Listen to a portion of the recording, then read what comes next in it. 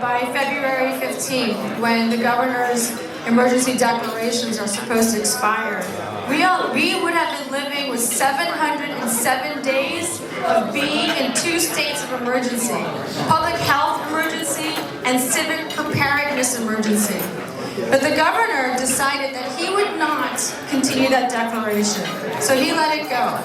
But do you know who decided to take up that baton and declare the 2 emergencies again?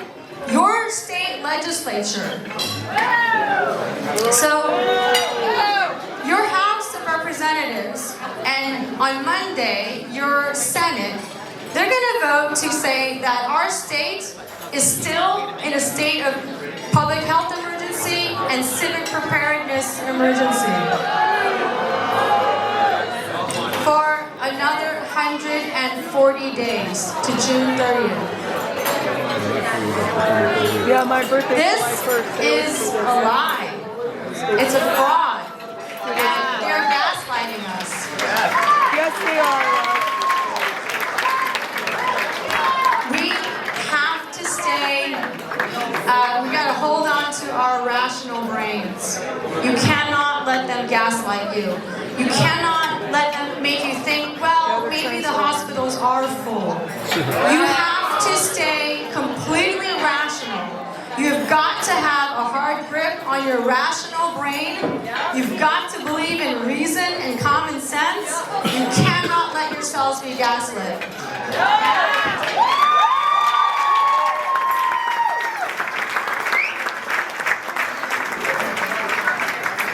The reason why February 10, I think, is a day for all of us to remember is that not only did they provide such a clear evidence of this kind of fraud that they put upon the people of Connecticut, but they also showed us they have great disdain for parental rights. They have a great disregard for religious freedom, and they want to continue to make us live in fear, and they want to control us. I mean, there was no better day in the legislature. This is my first term. I was there all last year for the 6 months, and now I'm back for the second year of my term. I have never had one day of working in the legislature where I said, holy cow, what they did. I mean, I hope everybody knows what happened today, because there can be no doubt what Connecticut stands for, what those in political power stand for, and what they're doing to us. We will not be caught.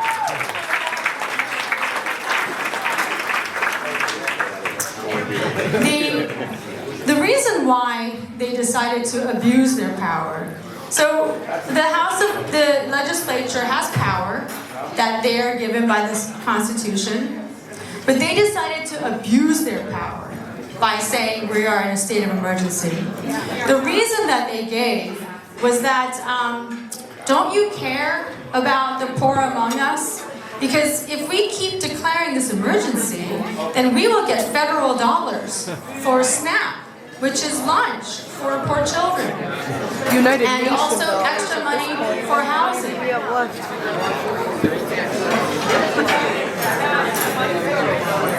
And so, our response to that should be, how dare you presume that people who happen to be at a state of low income want this fraud?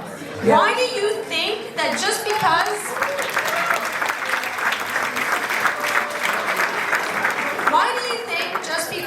someone is not living in such rich circumstances, that they want you to lie to them, that they want some kind of dishonest government? Why wouldn't you think that all people want honest government?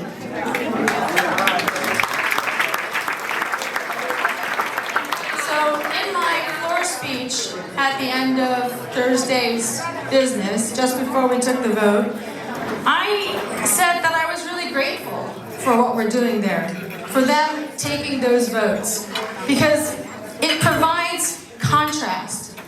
Contrast is the most important thing in politics. You have to provide the voters a contrast. You can either vote for A or you can vote for B. if you're gonna run for office, please don't run as something mushy in the middle, because you're not providing contrast. Know exactly what you stand for and go out and speak with clarity and plain language, and you will win. Thank you, my love.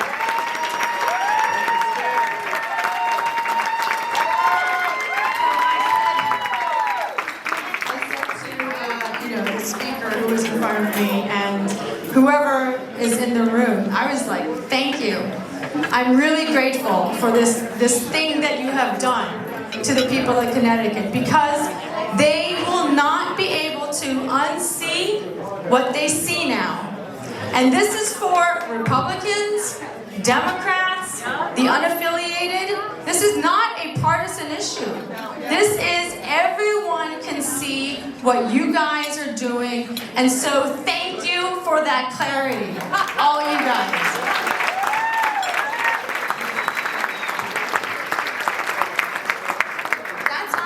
What brought me to the State House. I myself had a moment where I was like, I can't ignore this. I can't just be home. I see what I see, and I got to do something about it. And I say to my colleagues, rather than hand out a government handout to help people, why don't you try freedom? Why don't you